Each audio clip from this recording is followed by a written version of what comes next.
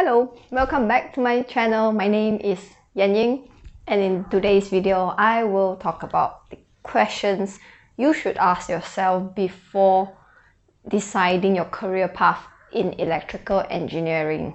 I remember when I was once a graduate and I'm just stepping into the work career life, and I don't know what are the ultimate or the various choices that I have for my career as an electrical engineer, because we have been entering university with the thought of, okay, we are becoming electrical engineer, but what does electrical engineer means, and what do they do? And you can just pick anyone on the street and ask them what engineers do, and nobody knows. No one knows what engineer does from their day-to-day life. It's just a really great title that no one really knows what they're doing. Today I'm going to share with you a few questions that you could ask yourself in order to understand yourself better in what you wanted to do in your electrical engineering career. And that's okay if you happen to realize if you stepped into the wrong field or the wrong choice. You can always make a leap to find something else that suits you even better. The first question is asking, what are the job nature that suits you? This is a very generic question, I know, but maybe you can drill it down by asking, do you prefer an indoor job or an outdoor job? Right? Indoor job is more like the job where you spend most of the time in the office. It's 8 to 6 in the office, 9 to 5 in the office. Or on an outdoor job requires you to go on the field to do repair, to analyze, to do troubleshooting, or to give feedback to clients and customers on site.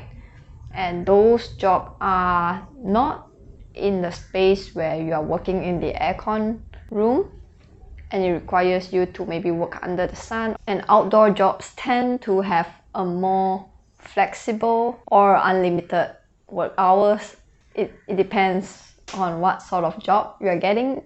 Another question in regards of job nature that you can ask is, would you like a job that's more technical or a job that's more people orientated? So there's always two sides of a coin, whether you want to deal with only the machines, dealing your problems with the technical and maths on the machines, on the calculation, or you wanted to have a job that's more sociable, that requires more communication, that you need to deal with people, you need to discuss with people, which requires a lot of talking on the side or on the job, or a lot of discussion with your managers and whatnot. The first question about job nature kind of drills it down a lot, because you already decided if you wanted indoor or outdoor, or you wanted technical or people-orientated job.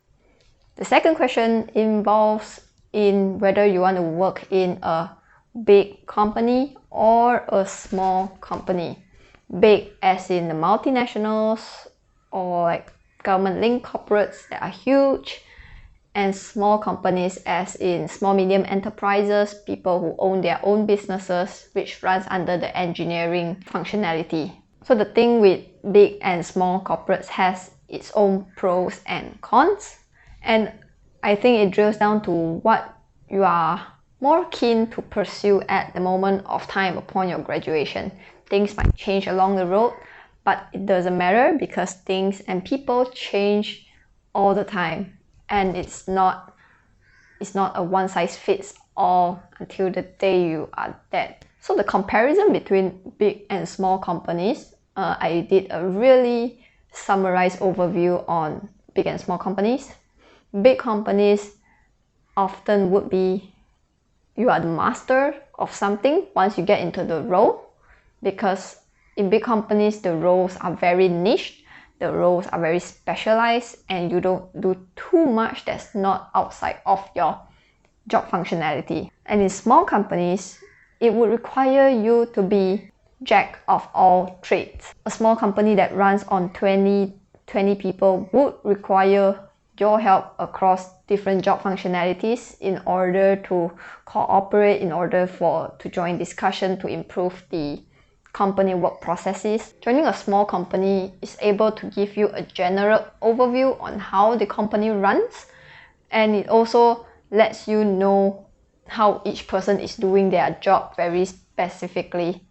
Joining a small company requires you to be a jack of all trades, because occasionally you will get rotated between departments to help out on the processes, on how to improve the processes, and all these things you are able to play a part to contribute, which gives you more of a sense of developing your entrepreneurial mindset. While in big companies, it drills you down to become a specialist of a certain topic. Turns into a huge value when you were to switch between companies that requires that amount of specialists as well. Another comparison for big and small companies starting out as a young graduate will be the pay that the company is giving. Bigger companies tends to have a bigger salary to offer, and a small company tends to have limited salary offer. That is commonly how it looks like.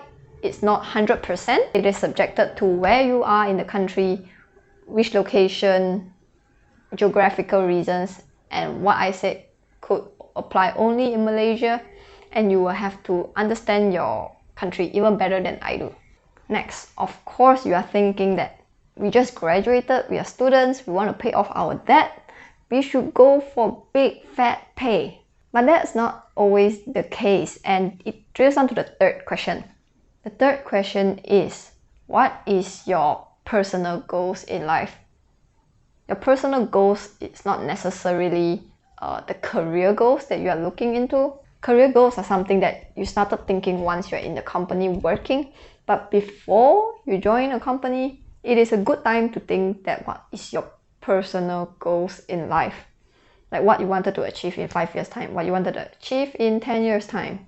All these personal goal reasons can be a huge deciding factor on what type of career you are looking into. So given a scenario where people who already have kids and just graduated wanted to go for pay, and it is also wiser to go for a big company that could afford the fat pay that you are looking for. If you are looking to be an entrepreneur in 10 years down the road, you might be more keen to know how a company processes run, what are the considerations of a CEO, what department is needed to run a company, and what each job function and job department are doing.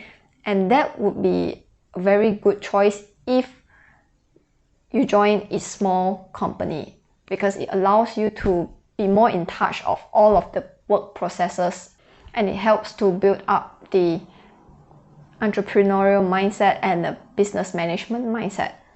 Therefore, think about your personal goals, whether is it money, is it the time flexibility, or whether is it your business or passion project that you are looking into 10 years later or 5 years later.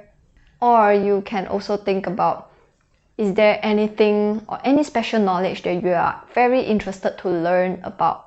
Like whether you want to learn about solar, or you want to learn about electric cars, or you want to learn about cloud computing, or you want to learn about UPS board, MSB boards, all that thing. See which interests you the most and you wanted to learn from it. Hence, all these deciding factors are able to narrow down the choices of your electrical career. The last question to ask yourself is, what is your position at the moment?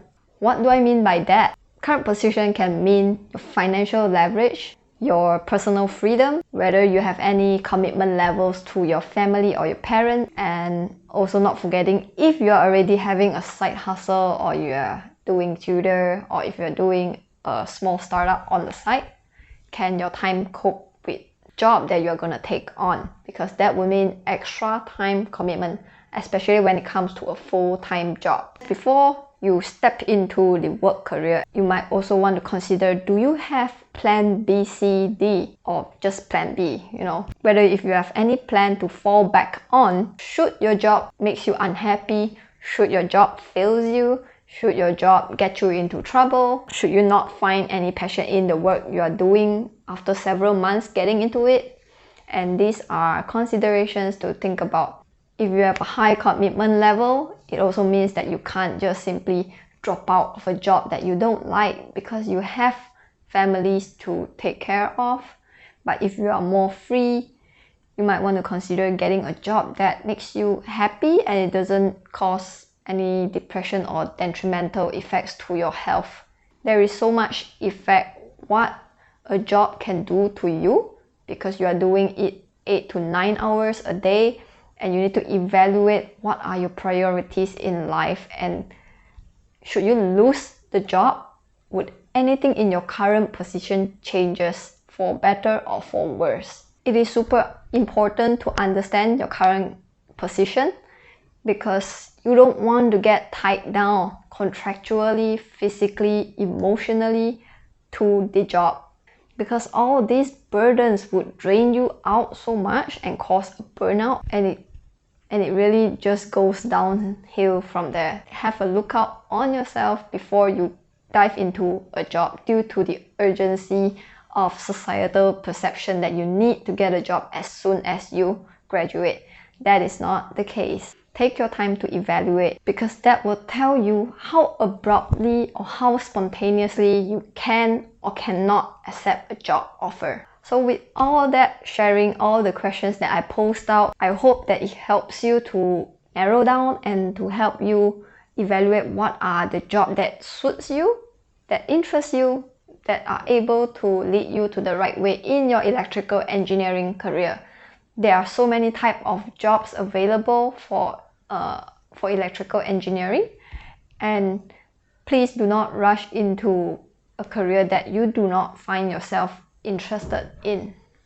Please do not just hop into a job that couldn't fulfill your personal goals, because that is the driver of moving forward in your career.